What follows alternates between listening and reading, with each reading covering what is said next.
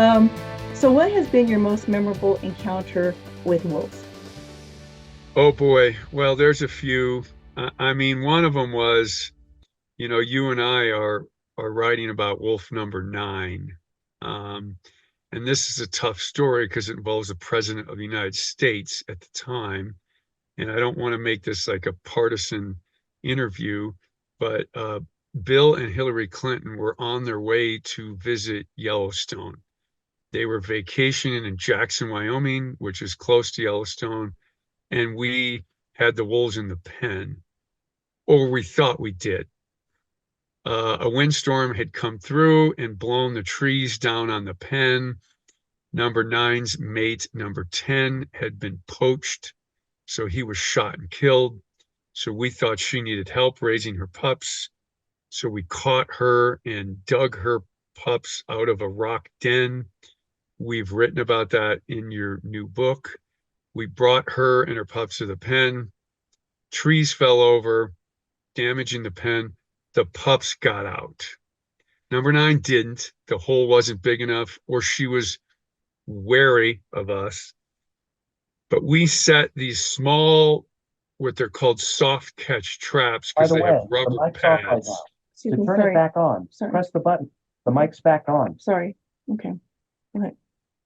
So we had these, what they're called soft catch traps, which had rubber on their jaws to catch the pups by their foot and put them back in the pen. Well, we had those traps set around the pen, and the president of the United States was going to walk up to the pen in a few hours with the first lady. And I was up at the pen by myself, snapping the traps. It was like, we probably shouldn't have any traps with the president coming up. And so I had my head down, taking one of these traps out of the ground, and I had a chain link. This is the fence, and nine and her pups that we caught were inside the fence, but it was still just a few feet away. She had come up to the edge of the fence while I had my head down. And it was one of those moments, how we ever feel like something's there, even though you don't see it. Well, I felt that. And I lifted my head up, and there was number nine a few feet away. I was by myself. It was just the two of us. And we looked in each other's eyes. And the thing that was interesting about that, she chose to come over because the pen was an acre large. She could have stayed on the other side of the pen. She came over. I looked because I felt her presence. Looked up. There she was. Our eyes locked, and for I can't remember, but several seconds, we're just looking at each other. And then she slowly slipped away quietly. And my whole life, why did she come over there? It would have been easy to stay away, but she came over and looked at me. And you never forget moments like that because it was up to the wolf to come over. Hmm. And then I gotta say, locking eyes with a wolf is life changing. Wow. You never forget it. I mean, I know you look people in the eye, and that has a strong effect too. People don't always make eye contact. It's just the way we are. But try doing it with a wild animal Hmm. and they choose to do it. That makes you a different person. Wow. And she knows you, didn't she? I mean, she's been around you, so she knew you. I think you're right. I do think you're right, Sylvia, but I never like to be presumptuous and know what she thought. But I took care of her for months. And so she probably knew my smell very well, probably knew my voice, but I don't know. That's me presume. They're very intelligent, perceptive, feeling animals.